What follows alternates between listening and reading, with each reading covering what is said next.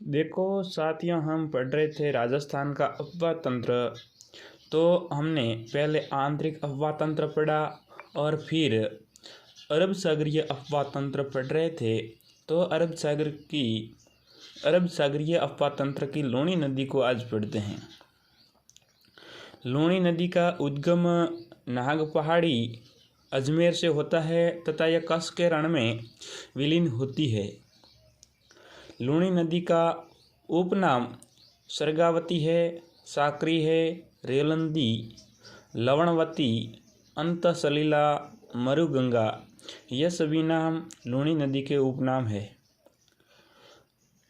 पूछा जाए कि लूणी नदी का बहाव क्षेत्र, तो ट्रिक है अन्ना पीजे बीजे।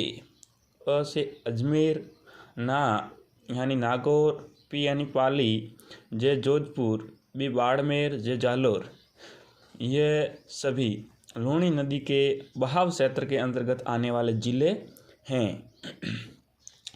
इसका बेसिन गोडवाड़ बेसिन कहलाता है। लूणी नदी का बेसिन को गोडवाड़ बेसिन कहते हैं। लूणी नदी का जल बालोतरा तक मीठा फिर खारा हो जाता है।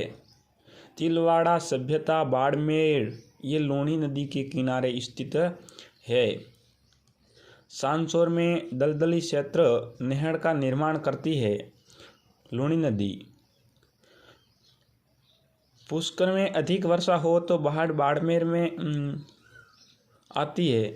इसका कारण है लूणी नदी, क्योंकि बालोतरा है वह लूणी नदी के जल स्तर से नीचे बसा हुआ शहर है तथा जब अजमेर में पुष्कर में बारिश होती है तो वहाँ से ढलान के साथ पानी निकल जाता है, लेकिन बालोतरा आते ही यहाँ पर तबाही मचा देता है।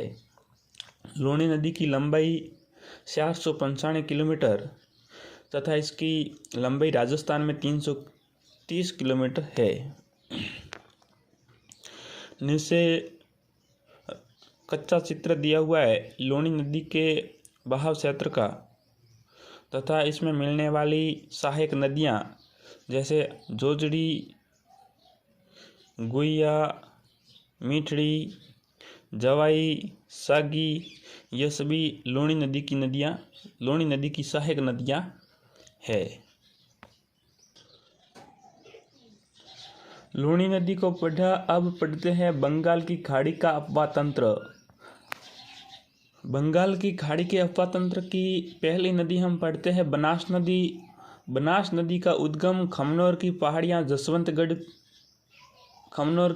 या जसवंतगढ़ की पहाड़ियाँ कुंभलगढ़ राजसमंद से माना जाता है तथा बनास नदी के उपनाम वन की आशा, वर्णाशा, वशिष्ठी नदी, ये सभी उपनाम बनास नदी के उपनाम है। बनास नदी की लंबाई 480 किलोमीटर और कहीं जगह 512 किलोमीटर भी दिया हुआ है। बनास नदी का बहाव क्षेत्र, इसकी ट्रिक है राज बनासित भी टोस खाएगा। देखो राजसमंद, चित्तौड़गढ़, भीलवाड़ा, अजमेर, टोंक और से सवाई माधोपुर। इसकी विशेषता यह है कि पूर्णतः बहाव की दृष्टि से राजस्थान की सबसे लंबी नदी बनास नदी है, पूर्णतः बहाव की दृष्टि से। और भूरी मिट्टी का निर्माण करती है वह बनास नदी करती है। तो टोंक में सर्पिलाकार बहती है। बनास नदी टोंक जिले में सर्पिलाकार बहती है। देवली के राजमहल में बिशलपुर बांध बना हुआ है। बनास नदी पर देवली के राजमहल में बिशलपुर बांध बना हुआ है तथा ये रामेश्वरम में संबल में विलीन हो जाती है। संबल नदी में बनास नदी का विलय रामेश्वरम में होता है और वहाँ पर ये त्रिवेणी संगम बनाती है।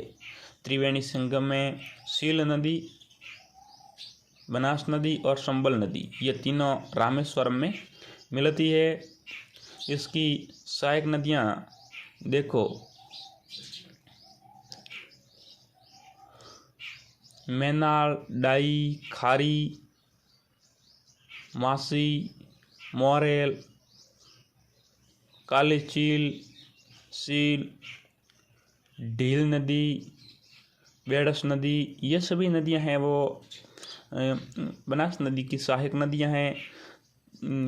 बेड़स नदी पर उदयसागर झील भी बनी हुई है जो उदयपुर में है।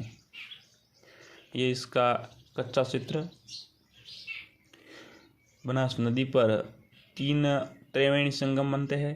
एक मैनाल, बनास और बेड़स नदी मिलकर के निर्माण करती है। दूसरे का डई, खारी और बनास नदी मिलकर के निर्माण करती है। और तीसरा ये रामेश्वरम में त्रिवेणी संगम है, सील, बनास और संबल नदी का।